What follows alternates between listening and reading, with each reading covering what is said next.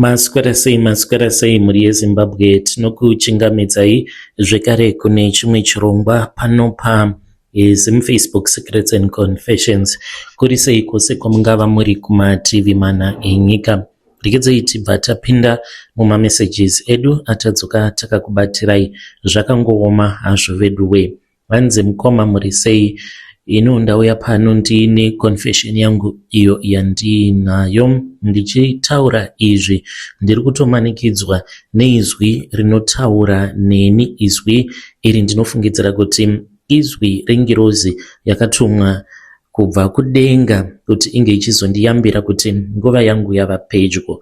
Originally ndainge ndakanzi mukuromba kwangu kwandainge ndakaita ndainge ndakanzi munhu wose uyo wandinenge ndachekeresa makore ake ekurarama ndinotora hafu yemakore iwawo, iye oraramawo mamwe makore hafu. Toti ukauya kwandiri uchiti unenge uine mwana wako uyo anenge achifanira kuti ange achizonyora form 4 that iye musina mari yekubhadhara exam fees, kana ndikakupa mari zvinoreva kuti unenge wanditengesera soul yemwana wako. Kana mwana wako akanzi anofanira kuti ange achizorarama 20 years, then it means kuti ininiwo ndinobva ndachizopiwa 10 years kana kuti makore half yemakore awo anenge asara pamakore aanenge akapiwa naMwari. Saka iko zvinozvi voice richitaura neni riri kundiudza kuti within 3 years ndiri kuzofa kana ndikasatendeuka. But kuti ndige ndichitendeuka hazviiti mukomanashi, nekuda kwekuti zvinhu zvacho zvandinazvo zvakawandisa. Ndine n'anga dzakawanda dzakandibatsira. Kunana Mozambique ndakaenda, Malawi, Zambia, kwose kwandaienda ndaibva ndiine zvikwambo ikoko, uye zvekare ndakazoenda kuGhana uko kwandakatoona kuchitosimbisiwa mamwe mapasta, uye zvekare ndikatoudzwa mazita edzimwe n'anga nemamwe mapasta awo akarombera kuGhana. Saka zvimwe zvacho kuti ndige ndichizvitaura zvinonetsa mukoma, ende kuti ndige ndichireurura pajekerere ndichiudza vanhu vanondiziva kuti inini ndakaromba hazviiti. But at the same time zvinhu izvi handisi kuda kuti ndige ndichizozvisira mwana wangu, nekuti zvakarema zvinhu zvandiinazvo. Ndakakurirawo muchechi, takakurira muchechi yeSeventh Day, but kuvillage kwedu kwakabva kwachizouyawo vamwe vamufundisi vainge vachiparidza veimwe Pentecostal Church. Vabereki vangu vakanakidzwa nevhangeri ndokubva vachizoregedza kuenda kuSeventh Day, vakabva vachizotanga kuenda kuPentecostal Church. Saka takangokurirawo muPentecostal Church. Zvainge zvatova nemusiyano nezvatainge tichiita kuchechi kwatainge tichimboenda apo patainge tava kunamata tiri muPentecostal Church.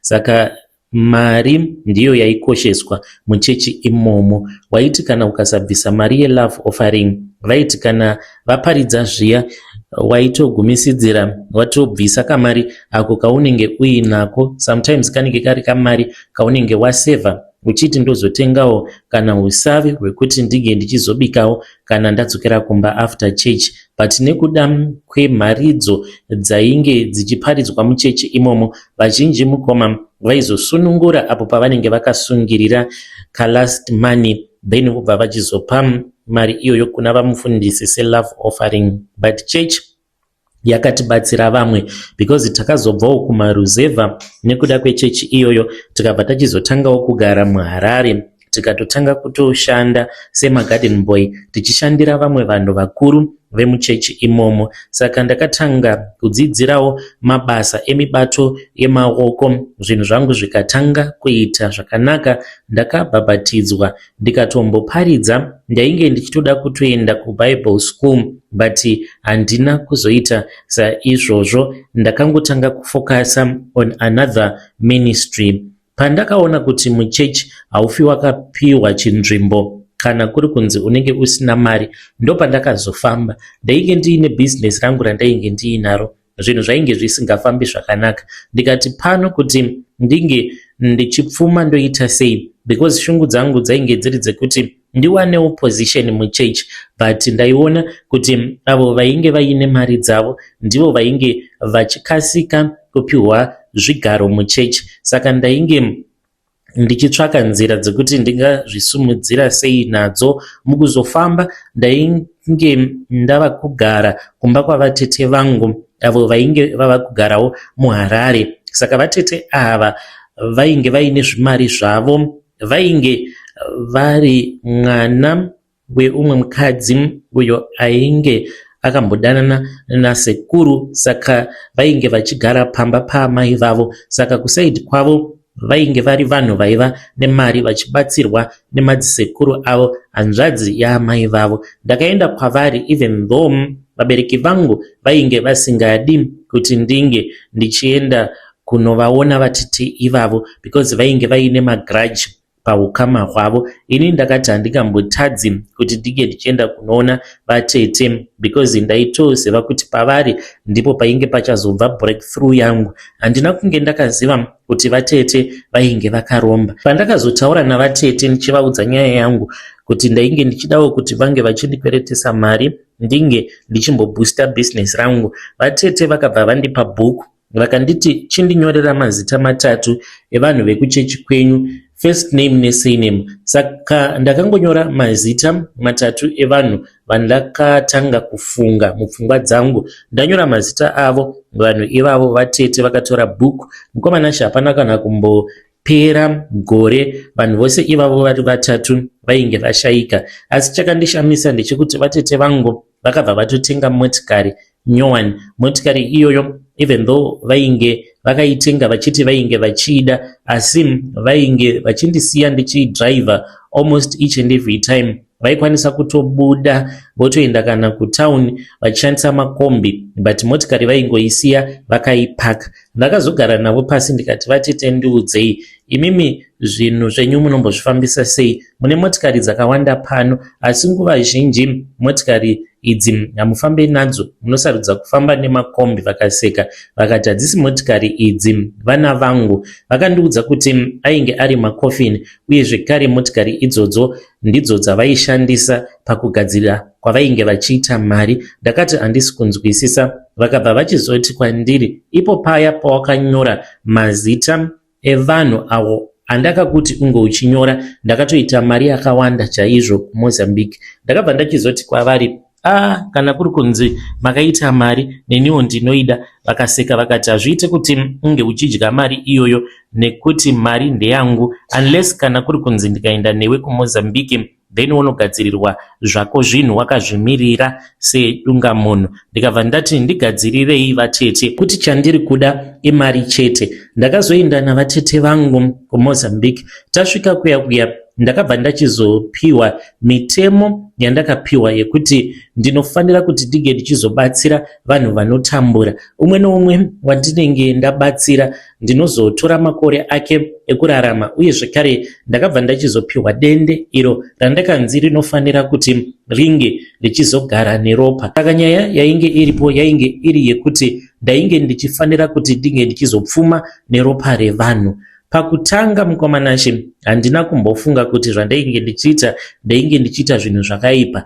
Ndaibatsira vana vainge vachitadza kuenda kuchikoro, vana vemuchechi medu. Ndaibatsira mhuri dzinotambura ndichidzitengera zvokudya, uye zvekare vakadzi vanenge vakafirwa nevarume vavo ndaivabetsera zvekare nekuti vange vachiwanawo pekugara pakanaka, uye zvekare nechikafu. Ndaipa vanhu vemuchechi mari ende nekudhoneta mari, zvekuti muchechi ndakaita 2 ndichinzi ndainge ndiri mbinga, ende ndaigara ndichingotendewa nevanhu. Yaiti kana iri nguva yematestimony, vanhu vaisimuka vaikwanisa kuona kuti kana kukasimuka vanhu 5 vachipa matestimony avo muchechi, mukomanashi pavanhu 2 matestimony avo avanenge vachipa vanenge vachitenda inini kuti ndakavasimudzira. Asi ndaiti kana ndonamata mukoma, mhana yangu yairova. Ndaizongofambisa muromo wangu kana ndiri muchechi ndisingadi kuti ndinge ndichinamata ndichitaura zita raJesu, because ndaizviziva kuti zvinhu zvandainge ndichiita kwainge kuri kuromba. Saka mukuromba kwangu mukoma, munhu wose wandakabatsira nema school fees, ma exam fees, mari dzerenti, chikafu, vanhu vose ivavo vainge vakatoita chibvumirano neni. Ndo zvinoitika pamweya kana ukagamuchidzana chinhu nemunhu munenge maitirana chibvumirano pamweya, it's either anokwanisa kudzokera pamabvi ake okudeketerera kana ari munhu anenge aine urombwa, then obva ati sezvo ndamupa mari ndikuda kuti ndinge ndichimboshandisa chipo chiri paari. Saka muchechi ndaishandisa advantage yekuti vanhu vazhinji vagara havabhilivhi kuti zvemidzimu zviriko, saka zvaizondiitira nyore because midzimu inenge iri pavari inenge ichivachengeta, kuti inge ichiramba ichivachengeta. Ndaizotaura nayo nenzira dzechivanhu kuti imi muri kuda kuchengetedza munhu akadai anokurambai anoti imimi muri madhimoni, chimbofuratirai nditange ndambodhila naye achazodzoka kwamuri. Saka wandinenge ndagadzira ndichideketerera panguva yacho iyoyo anozogumisidzira ava kutambura ndamutorera chipo chake. Ndakadeura ropa rakawanda mukoma kusvika pari nhasi uno ndine vanhu vakawanda vandakabatsira vandakauraya muchechi. Ndinotya kana kutaura zviri too deep panyaya iyi nekuti maybe vamwe vanhu vanokwanisa kuzoziva kuti ndini ndiri kutaura. Chazokonzeresa kuti ndige ndichiuya pano ini kutaura chokwadi handisisina rugare pazvinhu zvandiri kuita. Ndiri munhu anongogara achitya kutobvunda chaiko nechandinenge ndichibvundira ndinenge ndisingazivi. Zuva ndikariona kana rodoka mukoma hana yangu inotanga kurova nekuti ndinenge ndava kuziva kuti nguva yangu yekuti ndinge ndichizoshungurudzwa nezvidhoma zvichirwira ropa riri mudende. Saka every night zvidhoma izvi mukoma zvinouya ende i6 zviri 6 kudaro mukoma zvine madzinza akasiyana. Zvimwe ndezvekughana, zvimwe ndezvemuzimbabwe, zvimwe ndezvekumozambiki, zvimwe ndezvekumalawi. Saka zviri 6 kudaro zvinenge zvichirwa, zvinenge zvichidza namasimba, ende kana kuri kunzi zvikada kumbondikutsanira zvinotombondirova. Handina rugare, ndine hupfumi hwangu, ndine mari, handikwanise kurara zvakanaka, ndinorara usiku hwose ndichingochema ndichizvidemba. Handikwanise kuti ndige ndichinamata zvechokwadi nekuti ndinozviziva kuti zvandiri kuita isatanism chaiyo. Yambiro yangu mukoma kune vamwe vanhu kunze uko ndeyekuti usafarira kugamuchira zvinhu zvemunhu anoti kana akakupa chaanenge akupa obva achizozvirumbidza pavanhu, nekuti munhu iyeye anenge azviitira kuti nyika inge ichizoona. Kana ukaona munhu akubatsira, bvunza kuti munhu uyu andibatsira mari yake yakachena here? Haisi mari yose inouya ichibva kuna Mwari, kune imwe mari inotobva kuna Satani. Mukoma nashi ndichitaura nemi kudai kuchechi ndinoenda, ende chechi yedu iyo pachezvayo haisisina Mwari mukati, nekuti pane zvose zvinoitwa nevanhu vekuchechi vanotanga vaisa mari pamberi. And I understand kuti vanhu vanofanira kuti vange vachiisa mari pamberi nekuti mamwe mabuildings atinenge tichirenta zvinoda mari, uye zvekare kana mainstrument, magetsi nekuzounganidza vanhu havaungani panhu pavanenge vachiona kuti hapana mari. Asi dai kwanga kuri kunzi vakuru vemachechi vanombogara pasi vodzikamisa pfungwa dzavo, voregedza kuti kana munhu akatanga kuita mari vokasika vamukwiridzira votomupa zvinzvimbo. Nekuti kupiwa kwandakatoita chinzvimbo muchechi zvakabva zvachizondiitira nyore zvisingaiti kuti ndinge ndichizowana mukana wekuti ndinge ndichizoshandisa vanhu muurombwa hwangu. Pavanhu vamwe vandakashandisa paurombwa hwangu, vamwe vacho mukoma nashi vaitoti kana vafa zviya ndaitoprovida everything chainge chichazoshandiswa pafuneral, but vanhu vapedza kuviga mufi wavo ndaizotoendako ndichitonodeketerera paguva remufi. Yo vedare ndo message iyo yandakatumidzirwa ichibva kuna mukoma vedu zvakangooma hazvo vedu we. Vakaramba kutaura kuti chinzvimbo chavainacho muchechi chimbori chinzvimbo chakaita sei, vakati vanhu vanokwanisa kuzongoita guess work vobva vatoziva kutoti chechi iri kutaurwa nezvayo apa ichechi ipi. Zvakaoma. Ngatitaurei navo mucomment section. Hanzi vanhu vandakabhadharira maschool fees, vanhu vandakapa mari dzemarent dzechikafu, vamwe vakaita minyama vakadyiwa nezvidhoma zvangu. Mawani. Regedzai tibva taenda panyedu inotevera. Nyedu inotevera yakamira sekudai. Hanzi mukoma muri sei zvenyu? Please post my story. Age it is 30. Ndashandisawo ghost account. My parents are super proud of me, but I am living a lie. I am building a very big house muHarare. Ndiri kuvakira maparents angu imba. I am a single mom of 2. Ndiri kugarawo kunoku kuCape Town, but ndinopota ndichienda kuPort Elizabeth. Ndinokwanisa kuti ndikambogara muPort Elizabeth then ndobva ndachizombodzokera kuCape Town. Basa rangu randinoita, ndinoita basa rekutengesa muviri wangu, zvekare ndinoshanda mumastripper clubs, so we move around tichiita basa iroro. Vabereki vangu havazvizivi kuti this is what I have been doing muno muSouth Africa, trying to survive. Mukoma, should I stop what I am doing ndokutsvakawo basa ringori normal mumarestaurant, because ndaitomboshanda murestaurant ndikabva ndachizosangana neumwewo murume muKaradi akazondiinvita akati unokwanisa iwe kutoita mari, akanditi taura nemusikana uyu, she is a colored woman, ndewe kuPE. Ndakati ndataura naye tikawirirana, akanditi as long as you can dance you can come over. Ndokubva ndachizoita a leap of faith, ndikabva kuCape Town went to Port Elizabeth, and the first few nights it was a little bit tough for me. Saka maclub awa kunowanzokuzara maKarad, maIndian, then nevarungu. Hamutomboiti violence. It will be a nice environment yevanhu vanenge vaine mari. Mari dzematips ndo unozvibhadhara nadzo. The club does not pay you anything. I need help. This thing that I am doing mukoma zviri kutondi affecta. Even when I try to pray, ndinotanga kufunga dzimwe dzandinombopindana nadzo ndobva ndati I am not worth to pray to God. Vedare ndo message iyo yandakatumidzirwa ichibva kuna vahanzvadzi vedu. Ngatitaurei navo mucomment section. Pakaipa. Hanzi I am a stripper kuPort Elizabeth.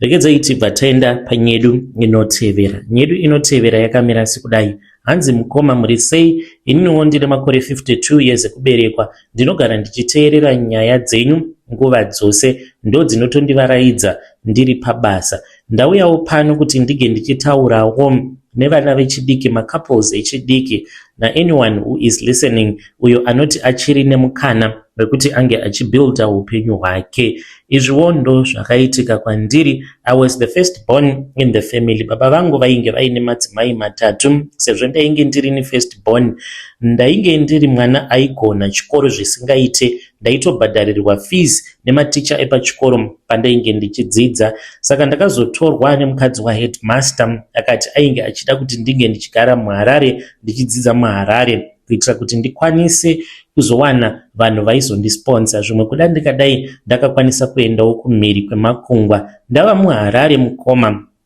ndakabva ndachizotanga kufunga kutambura kwainge kuchiita vabereki vangu zvekare nanamainini nevana vavo, because ndainge ndaenda holiday. Saka ndichibva kuholiday mwoyo wangu wakatanga kurwadza, ndikabva ndachizotiza pamba paheadmaster nekuti ndainge ndawana basa. Ndakabva ndachizotanga kushanda semusikana webasa.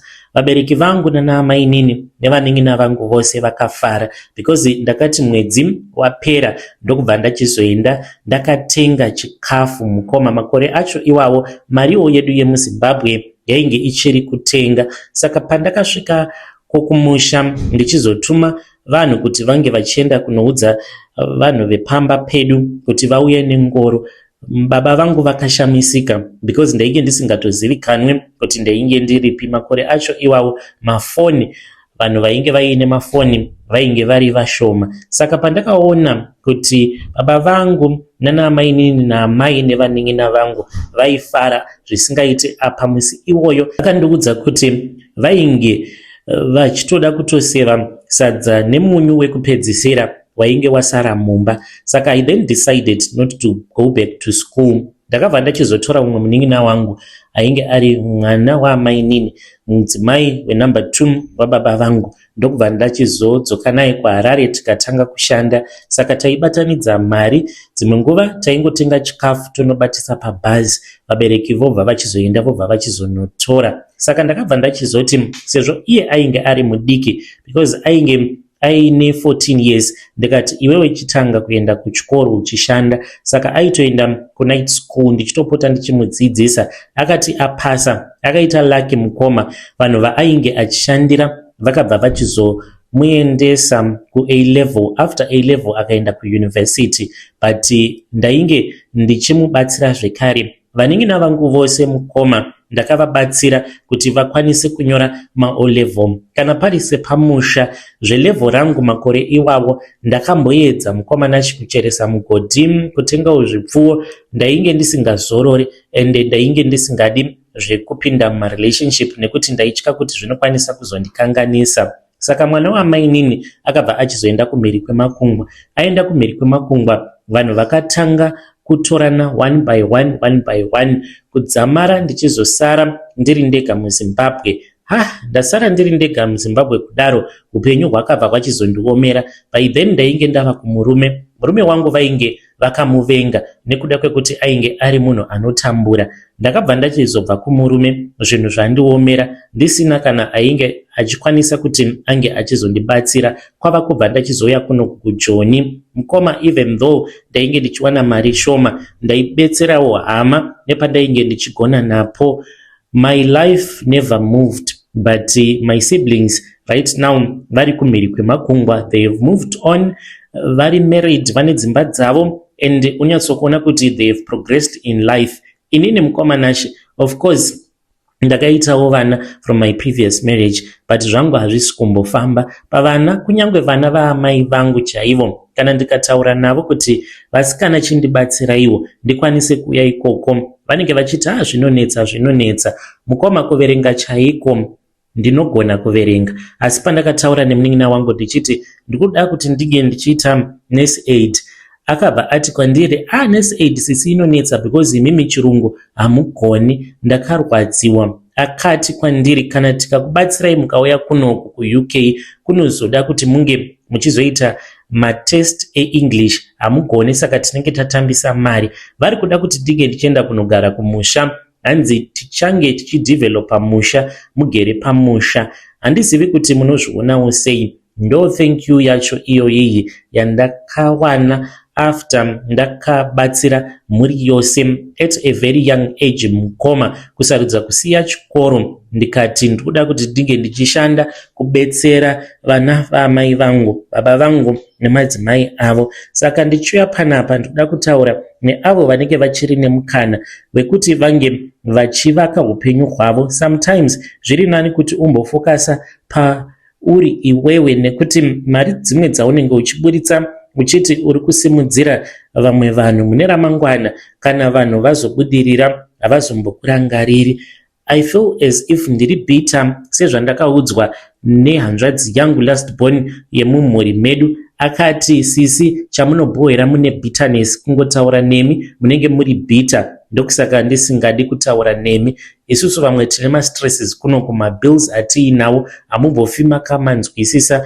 Ndakaita sekunge ndichachema ndikati mwana uyu nhasi uno ndiye ava kundiudza zvema-bills, but paainge achiri mwana mudiki, I made sure mukoma nashi kuti pose pandinenge ndawana mari ndinomutengerawo hembe ndichibatisa pabhazi dzichienda kumusha. Vedare, ndo message iyo yandakatumidzirwa ichibva kuna vanzvadzi vedu. Hanzi ndakaita sacrifice ndikaregedza kuenda kuchikoro, even though ndainge ndichibatsirwa nemudzimai waheadmaster pachikoro pavainge vakambodzidza. Vakati hazviite kuti ndirambe ndichishingirira nechikoro, vabereki vangu vachitambura, vakatanga kushanda as a maid. But iko zvinozvo vanhu vakapera kuenda kumhiri kwemakungwa, hakuna ari kuda kuvabatsira kuti vange vachizoendawo ikoko. Zvakangooma. vazvo vedu we. Regedzai tibva taenda panyedu inotevera. Hanzi mukoma, how are you? Please post my story. I'm aged 33 years old. I'm a single mom. I am ashamed of my mother. And is it even normal? I'm staying here kuno South Africa. I am dating a South African guy. Akatovengawo maZimbabwean zvekutodaro, but he says kuti inini I'm different because ndiri mutsvuku ndinoita sekunge muXhosa according to him. So I lied to him ndikamuudza kuti my mom vakafa. Zvino ari kuti tozvifambisa sei? Ndafunga kuti ndinge ndichingotsvaka vanhu vefake vanozongomiririra nyaya dzacho ndotongoroorwa, like kune kwandinokwanisa kuenda naye because he has been pressing me ari kuti ndikuda kubvisira lobola sometime in 2026. Saka ndanga ndafunga kuti ndige ndichienda naye kumba kwefriend yangu muHarare otsvaka vamwe vanhu kana kutaura nevabereki vake, then ndobva ndazvidyira hangu mari yangu yemaroro. Pane chakaipa here mukoma? Nekuti maculture edu akasiyana. I'm embarrassed of my mom nekuda kwekuti vanorarama nehurema uye zvekare mukoma amai vangu vakatambisa mukana. Handidi hangu kutaura zvakawanda. If it was not for my mom ndingadai ndiri kure neupenyu. So this is my confession, but sometimes I feel guilty. Ndinovatumidzira mari but handidi kuti munhu wangu ange achizviziva kuti amai vangu vachiri vapenyu. Should I go ahead with this plan that I am thinking about kuti ndige ndichingozvidyira mari yangu yemaroro? Yo vedare ndo message iyo yandakatumidzirwa ichibva kuna vanzvadzi vedu. Mune ramangwana hazvizokunetsei here zvinhu zvamuri kuda kuti munge muchizoita izvi? Yapakaipa. Regedzai tibva taenda panyedu inotevera. Hanzi mukoma, zviri sei? Takadzoka pari sei pano? Ndanga ndava nenguva ndisingateereri maconfessions nawanademu. Ndadzoka manje ndikuda kuti ndige ndichimateverera ose one by one. Pari sei pano? Muri sei family? Inini mukoma nashi ndiri mudzimai uye zvekare ndine makore 28 years ekuberekwa. Ndinoshandawo paprazi but pari very toxic. Saka ndine kamushonga kandakabva nako kumba. Ndakataura neimwe friend yangu, iye murume wake anoziva kushandisa mishonga, ndiherbalist, haisi n'anga, saka haiti zvekushopera. After ndamuudza kuti paprazi pandinoshanda pane vanhu vari toxic, vanongonyombana, kunyeyana, kunyengana, zvekare nekutsvinyirana. And inini vanondinzwira godo kuti ndinofarirwa nemurungu. So pandakataura nefriend yangu ndaingotaurawo zvangu naye tichingotaura nyaya, akabva andiudza kuti murume wake is a herbalist. Saka akabva achizodaidza murume wake vakabva vauya. Akabva ati kana muri free handei tinochera mushonga wacho. Saka mushonga wacho uyo wandakapiwa ndinawo mukoma nashe. Ndine midzi mitatu yandakapiwa, zvekare ndine chimwe chakaita kunge chionyeni icho chaakandipa chavainge vainacho mumba mavo. Ndiri kutya kuzvishandisa. Mune chuma zvekare chirimo mukati chandinofanira kuti ndige ndichizotora chuma ichocho ndocheka cheka riya rakaita seonyeni, then ndobva ndachizorara ndakasoka chuma ichocho mumvura mune onyeni idzodzo dzandinenge ndacheka cheka. Mangwana acho makuseni ndobva ndamuka vanhu vasati vamuka vepakomboni kana kuma4 ndobva ndagezera panze. Kana ndagezera panze ndinofanira kuti ndige ndichizofamba ndichiita sekunge ndinobuda mukomboni, then ndakafuratira dzimba ndobva ndachizozvikupa kumusana kwangu ndichitaura zvakaipa zvose zvandinoda kuti zvinge zvichizoitika pavanhu vose vandakavengana navo pakomboni patinogara. Ndiri kutya mukoma. Hanzi chuma ichi ndinofanira kuti ndinge ndichizorara ndakachiisa pasi pepilo yangu kwegore rose. Zvine mhiko mukati ndiri kuzvityaini, but iye murume wefriend yangu akati sezvo asingashoperi angori aherbalist hanzi haatokwanisi kuti ange achindirombesa. Akatoseka akati dai ndaigona kurombesa ndikadai ndakaromba. Chimwe zvekare ari kuti kana ndikazviita izvozvo ari kuda kuti ndinge ndichizoita futi imwe mhiko yekuti iye nemudzimai wake vange vachizokwanisa kuuya kuno kuJoni, and hanzi murungu wangu achatongoita kuti vange vachizoshanda, tobva tachizova tirisu vanhu vanotonga papurazi. Yo vedare ndo message iyo yandakatumidzirwa ichibva kuna vanzvadzi vedu hanzi nawanademu. Zvakangooma hazvo vedu we, vafunga kuti vange vachiroya vanhu vepakomboni pavanogara nawanademu. Jokes aside, asi ngativabatsirei vanzvadzi vedu ava mucomment section. Kozvika kupandukirai mukati muchigeza kudaro chuma ichocho chobva chashanduka kuita nyoka. Munozvionawo sei vedare? Pamwe shamwari yenyu nemurume wake pamwe vanoti kunzwiraiwo godo pamwe muchingogeza nemishonga iyoyo munobva maita rimwe zimunyama rekuti basa rinobva rapera. Let us try to assist him in the comment section.